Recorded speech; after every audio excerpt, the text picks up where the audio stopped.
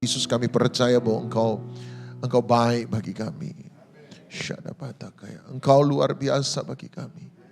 Terima kasih buat semua pertolongan-Mu sampai pada hari ini. Dan kami bisa berkata Ebenezer, sampai di sinilah pertolongan Tuhan masih tetap ada dalam kehidupan kami. Terima kasih. Oleh sebab itu bekerjalah di tengah-tengah kami ya Roh Kudus. Engkaulah wujud Kristus yang sempurna bagi kami. Artinya kami hanya mengalami Yesus, kami berjumpa dengan Yesus dalam ibadah hari ini. Apabila Engkau ada, Engkau hadir bekerja di tengah-tengah kami. Bekerjalah, jamalah setiap umat-Mu. Yang lemah Engkau kuatkan, yang sakit Engkau sembuhkan, yang tertutup jalan dibukakan jalan dalam nama Yesus. Yang ada di tengah-tengah pergumulan menemukan iman, kekuatan dan kemenangan di dalam Tuhan. Terima kasih. Bekerja Roh Kudus, tegurlah kami, nasihati kami, bentuk kami, hiburkan kami, kuatkan kami, mampukan kami, bisakan kami. Bentuk dan ubahkan kami sesuai dengan kebenaran firman-Mu. Sebab kami terlalu yakin bahwa hidup yang dirubahkan adalah hidup yang menjadi serupa dengan Kristus, hidup yang menyenangkan Tuhan. Berilah kami telinga dan hati seorang murid, supaya kami bukan hanya menjadi pendengar-pendengar saja, tetapi kami menjadi pelaku-pelaku kebenaran. Di dalam nama Tuhan Yesus Kristus kami sudah berdoa, dan setiap kita yang mengasihi Dia, sama-sama kita katakan amin, amin, amin. Shalom. Shalom. Satu sukacita untuk berjumpa dengan Anda sekali lagi. Amin. Mari kalau tidak keberatan buka Alkitab kita masing-masing pada Kisah Para Rasul pasal yang ketiga. Kisah Rasul pasal yang ketiga ayat yang pertama. Kisah Rasul pasal 3 ayat 1.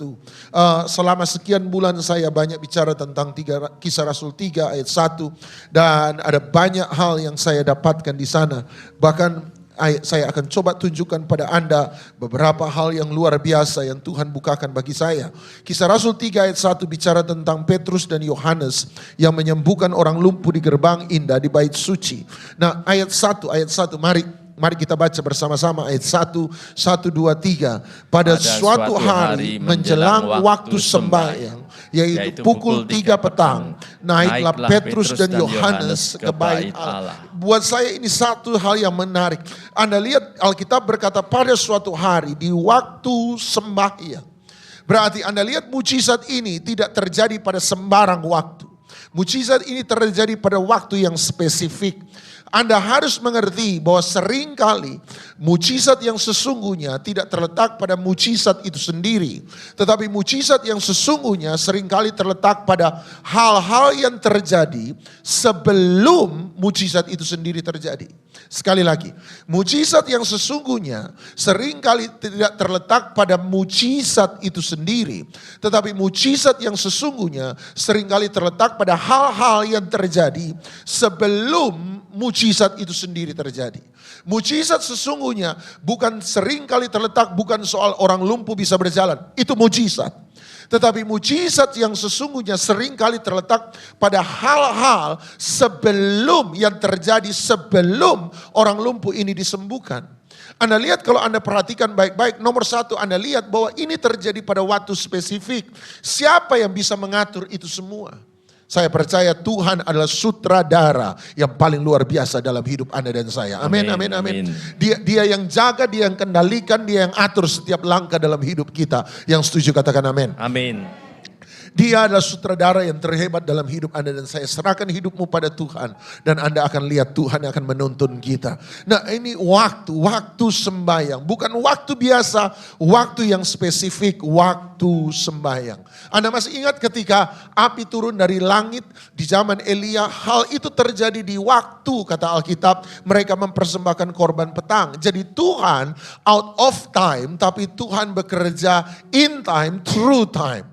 Tuhan tidak dibatasi oleh waktu, Tuhan tidak diikat oleh waktu, tetapi Tuhan bekerja di dalam waktu, melalui waktu. Dia bekerja melalui waktu. Nah, waktu sembahyang, sama-sama bilang waktu sembahyang. Waktu sembahyang. Ada 4 hal yang saya percaya, ada banyak tapi saya tinggalkan 4 hal bagi Anda dan saya. Apa yang kita bisa dapatkan lewat waktu sembahyang kita, waktu berdoa kita. Saya percaya setiap orang yang mengikuti Yesus harus punya kehidupan doa. Nomor 1, waktu sembahyang, waktu berdoa adalah waktu bagi kita untuk menerima jawaban dari Tuhan. Sama-sama bilang jawaban. Anda lihat Kisah Rasul 3 ayat 1 sampai 10. Mujizat itu terjadi pada waktu sembahyang. Jadi waktu Anda sembahyang, Anda akan melihat mujizat dari Tuhan. Waktu kita berdoa, kita menerima jawaban dari Tuhan. Hari ini kalau Anda butuh sesuatu dari Tuhan, datang pada Tuhan dalam doa, dalam sembahyang. Yakobus berkata, kamu tidak menerima sebab kamu tidak pernah meminta. Kalau Anda mau menerima sesuatu yang baik dari Tuhan, Anda harus datang pada Tuhan dalam sembahyang. Waktu sembahyang adalah waktu untuk menerima jawaban dari Tuhan. Sama-sama bilang jawaban. Nomor 2, waktu sembahyang menurut saya adalah waktu bagi kita untuk menerima kekuatan dari Tuhan. Sama-sama bilang kekuatan. Filipi pasal 4 ayat yang ke-6. Paulus berkata Filipi 4 ayat 6. Janganlah kamu khawatir, tetapi bawalah semua keinginanmu kepada Allah dalam doa dan permohonan dengan ucapan syukur. Dia berkata jangan khawatir. Kalau begitu apa yang harus saya lakukan? Berdoalah. Bawalah segala keinginanmu kepada Allah dalam doa. Dia berkata jangan khawatir. Apa yang harus saya lakukan? Berdoalah. Kekhawatiran dan doa tidak bisa ada pada tempat yang sama dalam waktu bersamaan. Kekhawatiran dan doa tidak bisa ada pada tempat yang sama pada waktu yang bersamaan. Ketika kekhawatiran hadir, maka kita akan cenderung berhenti berdoa. Tetapi ketika kita mulai berdoa, kita akan mengalahkan kekhawatiran. Sekali lagi, ketika kekhawatiran datang, kita berhenti berdoa. Tetapi ketika kita mulai berdoa, kita akan berhenti untuk khawatir. Tidak ada yang bilang amin. Masih ingat saya? Amen. Terlambat. Masih ingat saya? Semakin cepat Anda bilang amin, semakin cepat khotbah saya selesai. Amen. Jadi demi kemaslahatan bersama, sering-sering bilang amin. Ya. Amin.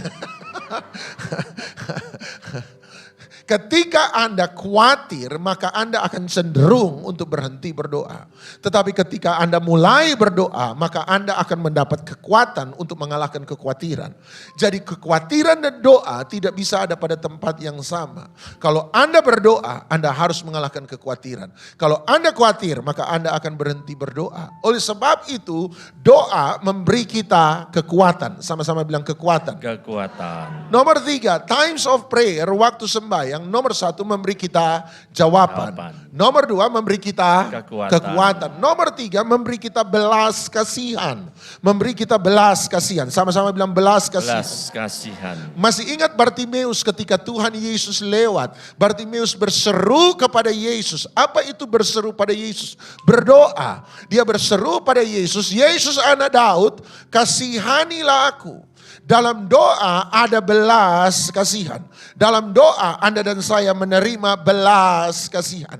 Hana, ibu dari Samuel, berdoa dan berdoa dan berdoa dan berdoa dan berdoa dan berdoa dan berdoa. Alkitab berkata dari tahun demi tahun dia berdoa dan berdoa dan berdoa. Dan satu kali dia berdoa, Alkitab berkata maka Allah mengingat dia.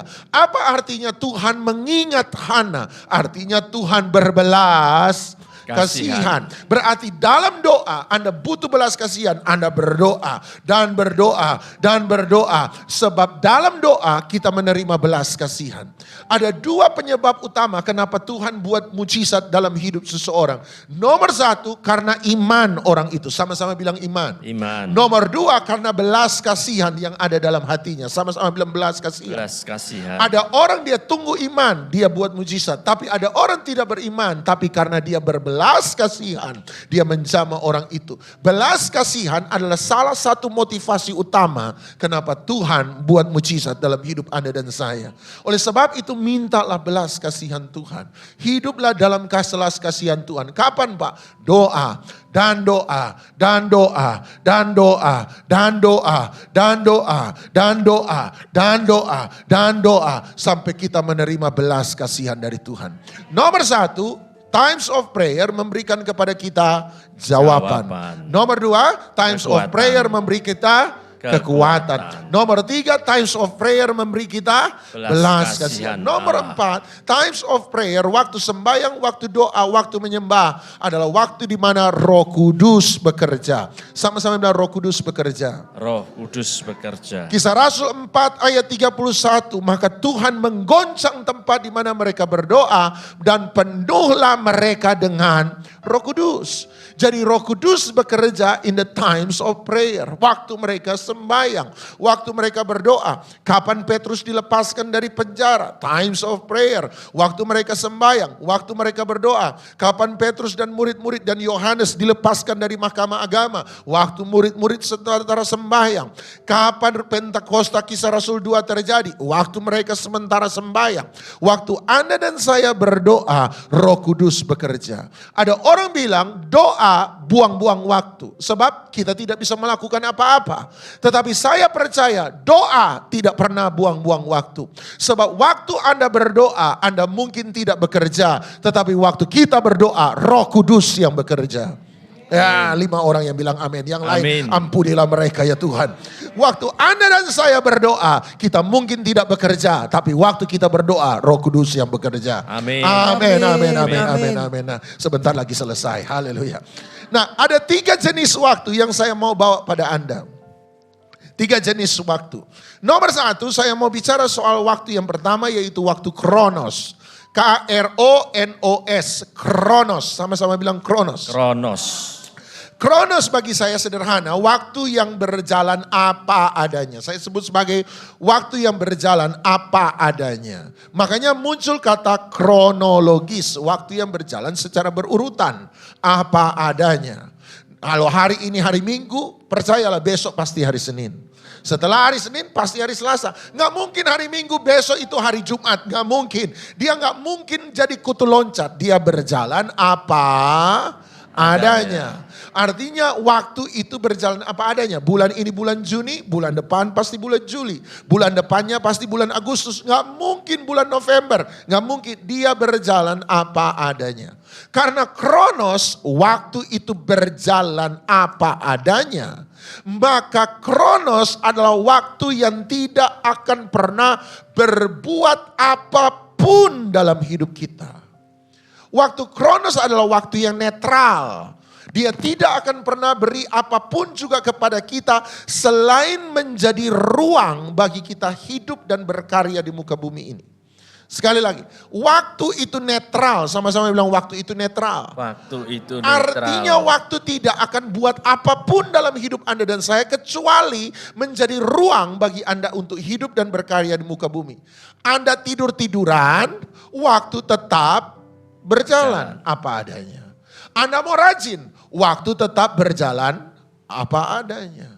Artinya dia tidak akan buat apa-apa. Anda mau hidup sembarangan, dia tetap berjalan apa adanya. Anda mau hidup tertib, dia berjalan apa adanya. Dengan demikian, waktu tidak pernah membuat kita gagal. Waktu juga tidak akan pernah membuat kita berhasil.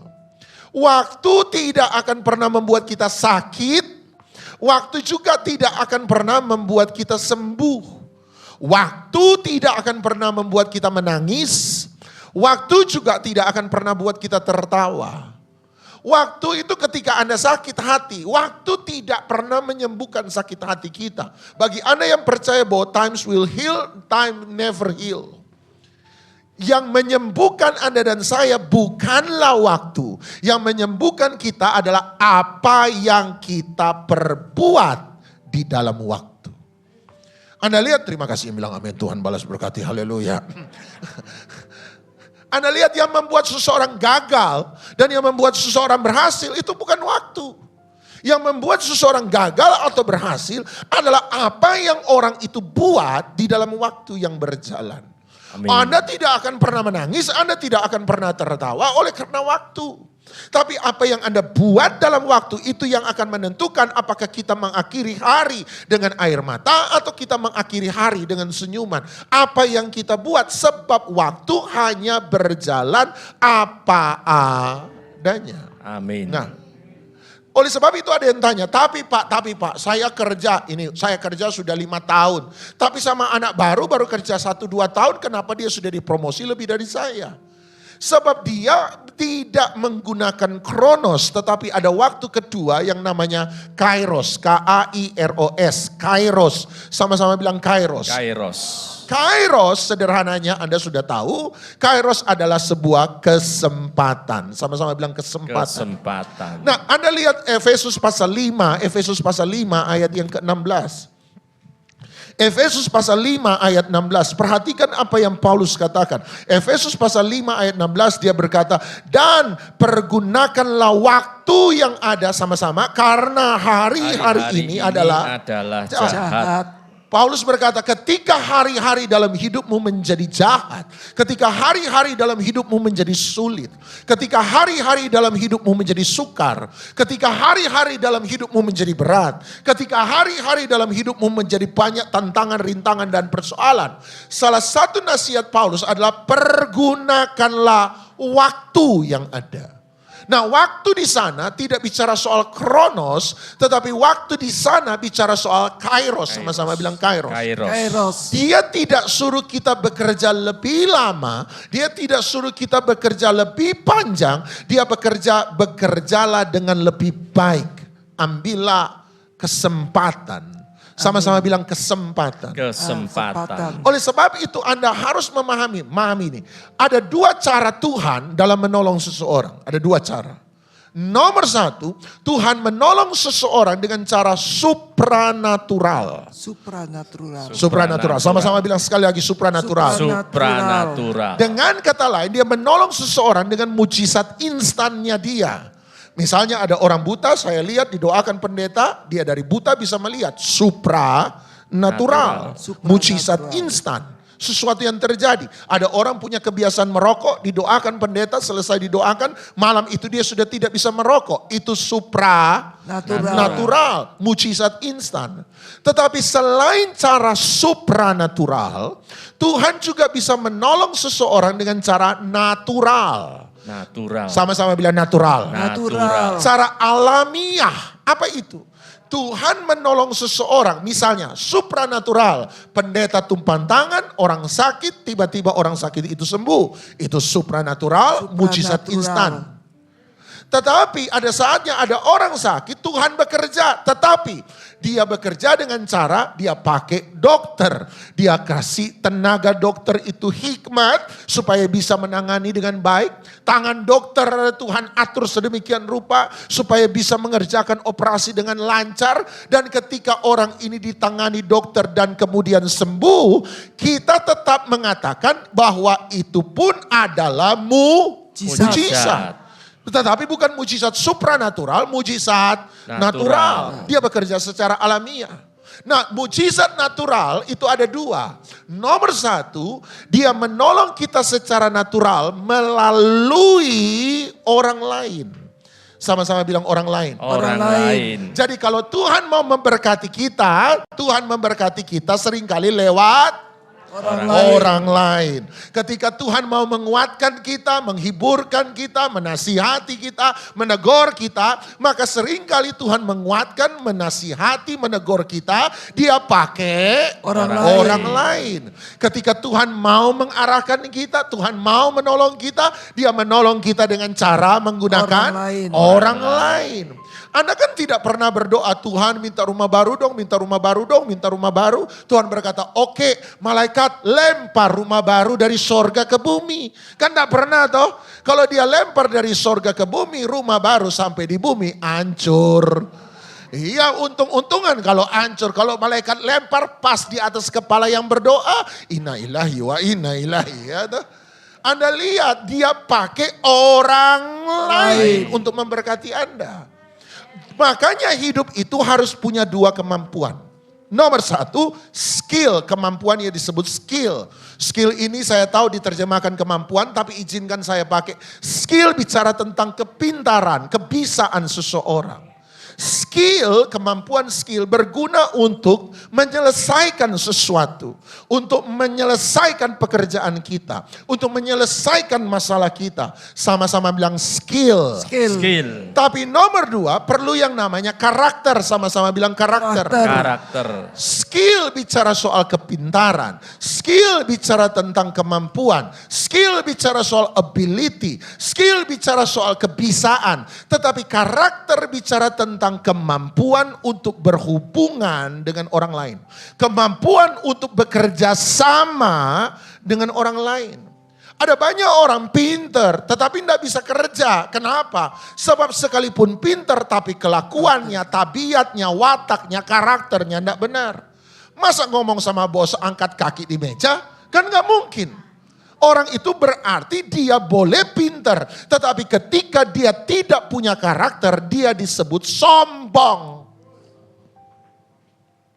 Ada banyak orang tidak bekerja sebab tidak punya kemampuan. Tapi ada banyak orang tidak diterima dalam pekerjaan bukan karena tidak punya kemampuan, tetapi karena tidak punya karakter. Kemampuan skill membuat Anda cepat selesai. Kalau Anda mau lakukan pekerjaan cepat selesai, kerjakan sendiri. Tapi kalau Anda mau melihat pekerjaan besar, Anda harus bekerja sama. Skill Anda cepat selesai. Tapi kalau pekerjaan besar Anda harus bekerja sama dengan orang lain. Kenapa? Sebab skill seseorang, kemampuan kepintaran seseorang terbatas adanya.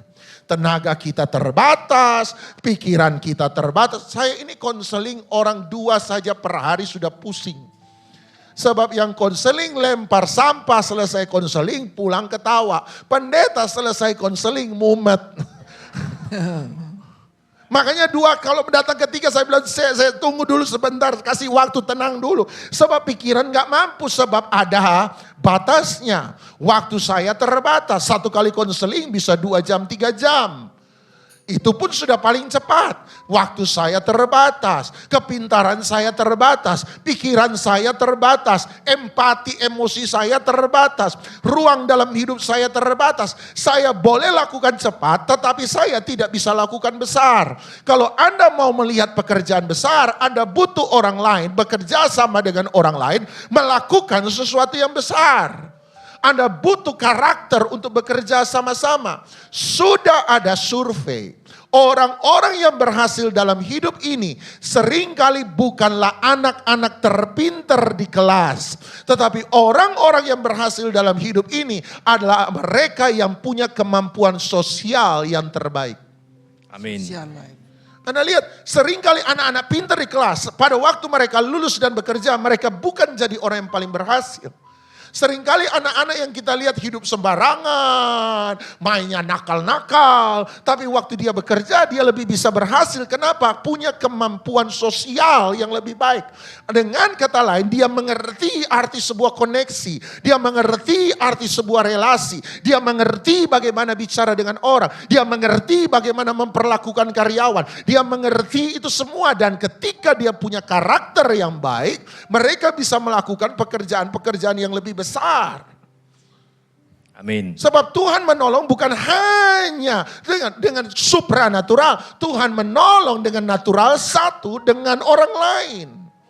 Kalau Anda tidak bisa menghargai orang lain, kalau Anda tidak bisa menghargai tuan rumah, Anda tidak bisa menghargai pendeta, Anda tidak bisa menghargai teman di sebelah Anda tidak akan pernah melihat sesuatu yang baik dari Tuhan yang datang dalam hidupmu.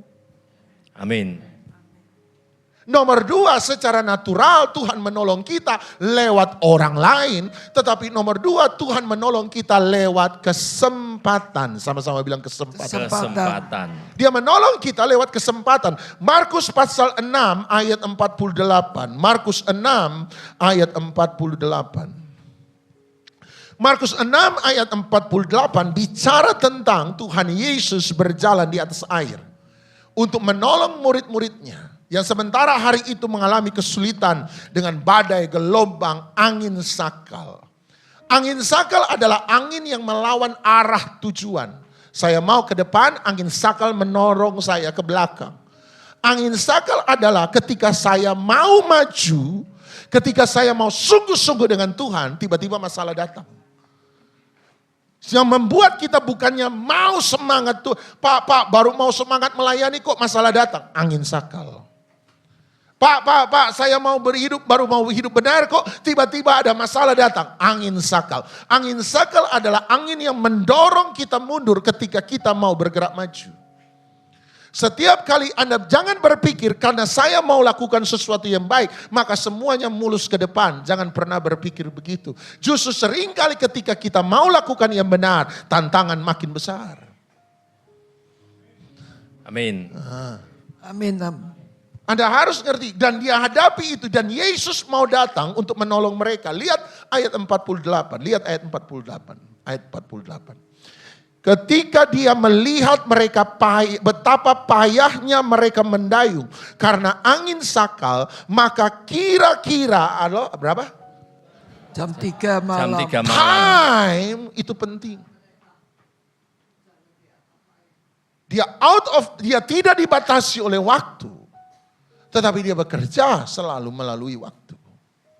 Jam 3 malam. Kenapa dia tidak bekerja jam 2 malam? Kenapa bukan jam 1 malam? Kenapa bukan jam 4 subuh? Kenapa bukan jam 5 subuh? Jam 3. Jam 3 malam adalah waktu pergantian jaga.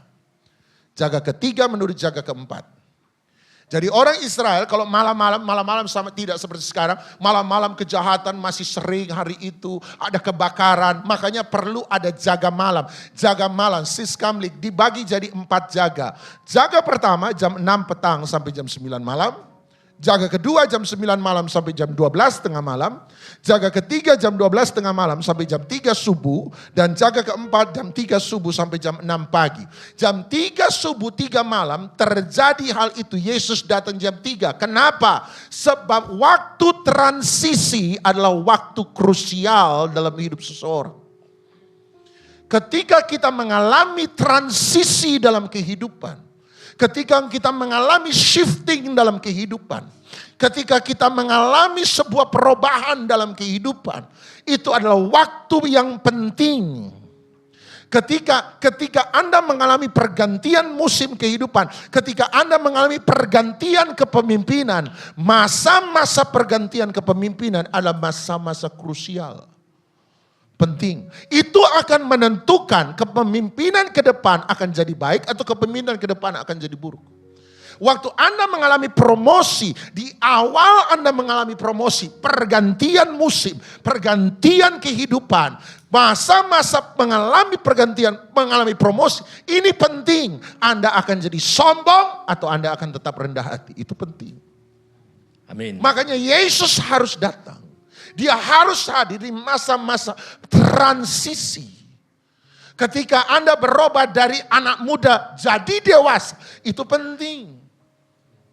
Ketika Anda dari orang dewasa yang single sekarang menikah, transisi itu penting. Disitulah pendampingan itu harus selalu ada. Dan Tuhan Yesus datang di masa-masa penting itu. Amin. Masa transisi. Jangan bilang waktu tidak penting bagi Tuhan. Waktu itu penting. Saya tidak punya waktu untuk bahas itu.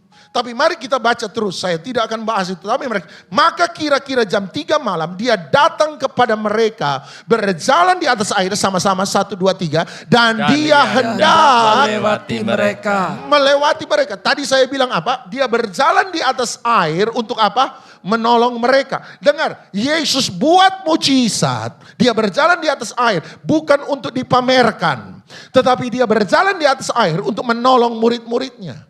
Mujizat ada bukan untuk jadi pameran etalase hebatnya dan populernya pendeta.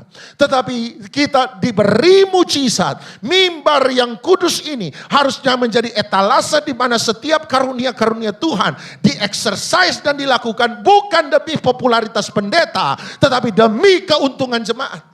Supaya jemaat bisa diberkati lewat apa yang diberikan Tuhan kepada hamba Tuhan.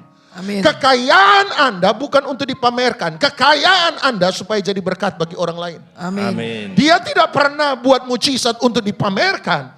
Dia tidak pernah lakukan sembarang waktu. Dia lakukan hanya ketika dia mau menolong. Artinya setiap berkat, setiap mujizat, setiap karunia, setiap kekayaan yang Tuhan beri dalam hidup seseorang. Itu dibuat hanya untuk menolong orang lain. Amin. Anda diberkati Tuhan, Anda harus ingat, berkat Tuhan bukan hanya untuk Anda pakai bersenang-senang. Berkat Tuhan dia titipkan sama Anda supaya Anda bisa berkati orang lain. Amin. Kalau Anda punya karunia bukan untuk dipamerkan, orang hebat, orang hebat. Jangan sok hebat di hadapan Tuhan. Anda akan nyesal. Setiap karunia dia beri supaya kita bisa memberkati orang lain. Amin. Nah, kalau dia datang untuk menolong mereka, kenapa baca tadi? Markus bilang dia hendak melewati mereka. Ini mau nolong atau mau lewat? Kesempatan. Saya percaya dia datang untuk menolong. Sebab Alkitab memang berkata, mengajarkan bahwa dia datang untuk menolong. Kenapa Markus berkata hendak melewati? Sebab ini yang saya percaya. Kalau murid-murid Yesus terlalu terfokus pada badai. Terlalu terfokus pada masalah. Terlalu terfokus pada air dalam perahu dilemparkan keluar kembali. Terlalu terfokus pada hidup mereka. Terlalu terfokus pada angin di sekitar mereka. Terlalu terfokus. Dan mereka tidak memperhatikan Yesus datang jalan di atas air, maka kalau tidak ada yang perhatikan dia akan Melewati. sama-sama bilang kesempatan. Kesempatan dia utus, kesempatan dia beri untuk menolong kita. Tetapi kalau kita tidak bisa mengenali kesempatan itu, kalau kita tidak mengambil kesempatan yang ada, maka kesempatan itu akan lewat. Ada kesempatan satu kali dia lewat, dia masih bisa putar balik. Ada kesempatan satu kali dia lewat untuk selama-lamanya. Ada kesempatan yang dia lewat, dia masih bisa putar balik. Ada yang putar balik cepat, 2 minggu kemudian dia kembali. Ada yang harus tunggu agak lama, 2 tahun kemudian baru dia balik. Tapi ada kesempatan sekali dia lewat untuk selama-lamanya. Hari ini yang hidup dalam dosa, dan Roh Kudus berkali-kali tegur Anda untuk lepas dari dosa. Saya mau bilang sama Anda, ambil kesempatan ini. Jangan sampai kesempatan ini kesempatan terakhir yang dia beri untuk Anda. Amin. Amin. Jangan main-main dengan kesempatannya Tuhan. Anda pikir Tuhan penuh kasih karunia. Betul, belas kasihan Tuhan itu ada. Tetapi belas kasihan Tuhan dia beri dalam bentuk kesempatan. Anda mau main dengan dia? Oh sabar. Nanti kau udah mati, nafas tinggal seningkan. Baru Tuhan. Belum sampai terima Yesus, ampunilah aku. Anda mau main-main? Selama kesempatan masih ada. Hari ini kalau kesempatan itu masih ada, terimalah Yesus sungguh-sungguh dalam hidup. Amin. Kalau enggak dia lewat. Kenapa kesempatan bisa lewat? Sebab tadi itu terlalu terfokus pada masalah mereka, sakit hati mereka, kebencian mereka, trauma mereka, kesedihan mereka, ketakutan mereka, kekhawatiran mereka, agenda mereka, kesombongan mereka, kemauan mereka. Ketika kita terlalu fokus pada perahu kita, terlalu fokus dengan masalah kita, terlalu fokus dengan hidup kita, kita gagal melihat kesempatan itu datang. Amin. Ada orang sakit hati dengan orang lain. Sebab merasa ini orang kurang ajar, dia tipu saya, oh dia marah. Tetapi ketika Anda sakit hati, Anda benci, saya kasih tahu, sakit hati, kebencian, kepahitan adalah mengambil keputusan, menyerahkan kebahagiaan hidup kita terhadap kepada keputusan dan tindakan orang yang justru sudah menyusahkan kita. Amin. Sakit hati itu menyerahkan kebahagiaan saya kepada orang yang notabene justru sudah menyakiti saya. Kalau dia tidak minta maaf sama saya, tidak pernah puas saya Pak. Nah kan, Anda menyerahkan kepuasan kebahagiaan Anda kepada minta maafnya orang. Kalau dia minta maaf, puji Tuhan. Kalau dia tidak minta maaf, mau sakit hati terus. Kalau dia ada ganti Pak, gara-gara dia pensiun saya habis. Marah Pak, 7 turunan gak bakal. Iya kalau dia ganti. Kalau dia lari, dia pergi, dia ada ganti. Mau tiap lihat mukanya dia, Anda marah. Lama-lama Anda yang sakit jantung, Anda yang mati. Kenapa meletakkan kebahagiaan saya justru kepada keputusan dan tindakan orang yang sudah menyakiti saya? Kalau Yusuf selalu menuntut 10 kakaknya minta maaf sama dia, baru dia bisa menjalani kehidupan, Yusuf tidak akan pernah jadi Perdana Menteri di Mesir. Kisah Yusuf mengajarkan kita yang salah 10 kakaknya, tapi Tuhan pakai Fir'aun untuk mengganti semua kesalahan mereka. Amin. Orang lain bikin salah sama Anda, tapi kalau Tuhan mau berkati, dia pakai orang lain untuk memberkati Anda. Amin. Kalau Amin. Yusuf terlalu terfokus pada 10 orang saudaranya, Fir'aun datang mau ganti, Anda tidak mau. Dia yang harus ganti, dia harus ganti, dia harus ganti, dia harus ganti. Mohon maaf, dalam nama Yesus itu bodoh. Kesempatan datang, Anda biarkan lewat. Hari ini saya tidak tahu Roh Kudus bicara apa. Tapi kalau Roh Kudus ingatkan sakit hati, kepahitan, kebencian Anda, trauma masa lalu Anda. Ketemu pengemis, Pak kenapa jadi pengemis? Nak, duduk sebentar, panjang ceritanya Om. 15 tahun yang lalu, 15 tahun lalu peristiwa, sampai hari ini buat jamu jadi pengemis. Bodoh. Bill Gates bilang begini, kalau lahir miskin itu salah orang tua, tapi kalau mati miskin itu sudah salah sendiri. Betul. Stop menyalahkan. Amin. Stop khawatir. Amin. Gimana Pak? Serahkan sama Tuhan. Amin. Marahnya saya terus gimana? Balas dendamnya saya, serahkan sama Tuhan. Amin. Dia hakim yang adil. Hari ini saya berdoa yang sakit hati bebas semua. Amin. Banyak ternyata yang bilang amin, banyak yang sakit hati berarti. Jangan terlalu terfokus pada badai. Sehingga Anda melewatkan Yesus yang sementara lewat. Hari ini dia lewat sekali lagi. Panggil nama Yesus. Amin. Minta tolong sama dia. Amin. Biar dia tolong kita. Mari kita bangkit berdiri. Tuhan selalu menolongku. Selalu menjagaku. Sehelai di rambutku tak akan terjatuh tanpa seizin-Mu. Tuhan selalu menolongku, selalu menjagaku. Dia mengenyangkanku dan peliharaku seumur hidupku. Tuhan selalu menolongku, selalu menjagaku. Sehelai di rambutku tak akan terjatuh tanpa seizin-Mu. Oh, menolongku, selalu menjagaku. Dia mengenyangkanku, haraku seumur hidup.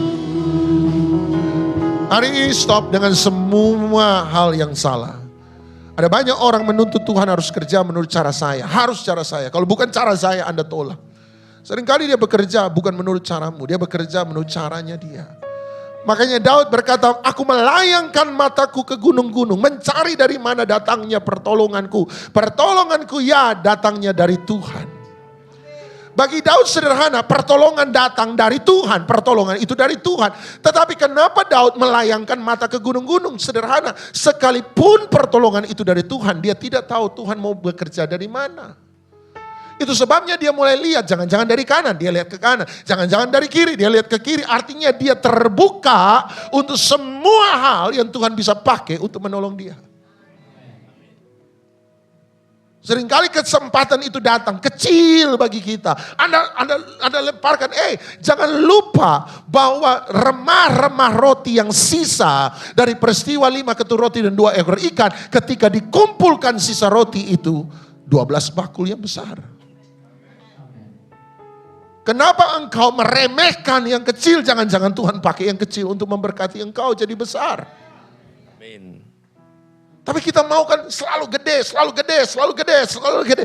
Instan. Dia berkata dan dia ingatkan, pikiranku itu melampaui pikiranmu, rancanganku melampaui rancanganmu. Amin. Sejauhnya langit daripada bumi, demikian pikiranku dari pikiranku dan rancanganmu daripada rancangan. Serahkan sama Tuhan. Apapun yang Tuhan mau pakai. Anda hanya perlu mengenali ketika kesempatan itu dari Tuhan datang. Anda bilang, ini Tuhan. Sulit, susah, tidak seperti yang kita bayangkan. Ambil itu. Dan kalau Anda ambil, Anda lihat Tuhan bekerja di sana. Tuhan selalu. Pekerjaan selanjutnya saya serahkan.